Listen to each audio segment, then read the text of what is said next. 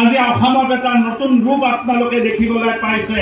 এক স্বাৱলম্বী অসম, নিজৰ ভৰিত থিয় হ'ব খোজা অসম, নতুন প্ৰজন্মৰ সপোন বাস্তৱ কৰা অসম, এক আত্মনিৰ্ভৰশীল অসম, এক সুৰক্ষিত অসম, এক বিকশিত অসম গঢ়াৰ বাবে ভাৰতীয় জনতা পাৰ্টিৰ নেতৃত্বত থকা ৰাজ্য চৰকাৰে দিনে ৰাতি কষ্ট সাধন কৰি আপোনালোকৰ জীৱনত পোহৰ অনাৰ যিটো চেষ্টা কৰি আছে, তাক ধন্যবাদ জনাই মুখ্যমন্ত্ৰী ডাঙৰীয়াক আৰু ভাৰতীয় জনতা পাৰ্টিৰ মিত্ৰজোঁটক আপোনালোকে 2 তাৰিখে আশীৰ্বাদ কৰিব, এই আহ্বান জনাবলৈ মঞ্চত আপোনালোকক মই অনুৰোধ যাচিছোঁ।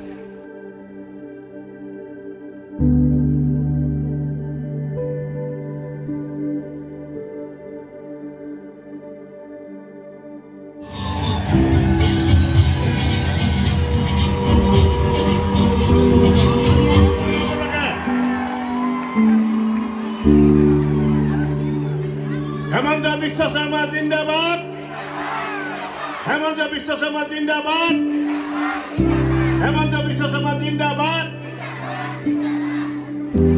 জনাব বিচাৰিছো ৰাতিপুৱা আমাৰ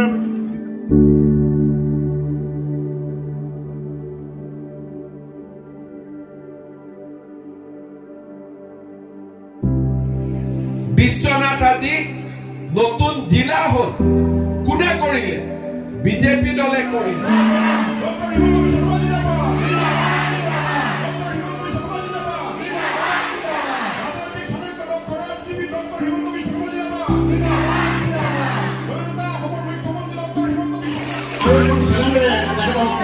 সম্বৰ্ধনা জনাইছে।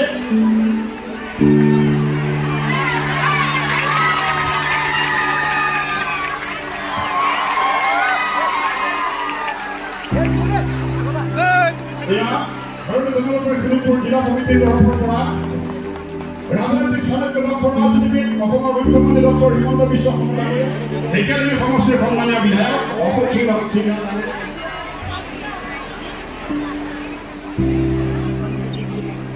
নমস্কাৰ।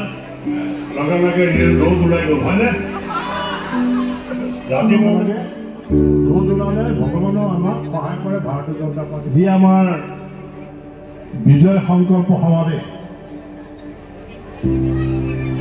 শোণিতপুৰ জিলাৰ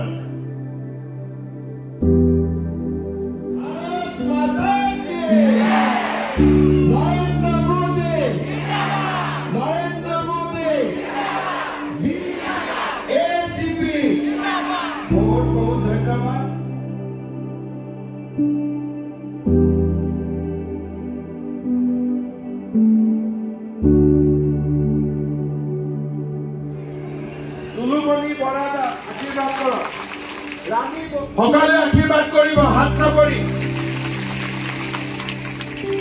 নিৰ্মল দাস একদম সকলে আশীৰ্বাদ কৰিব, জিকিব নে নাই? একদম হাত চাপৰি বজাওক নাই। অংকুৰ ফুটা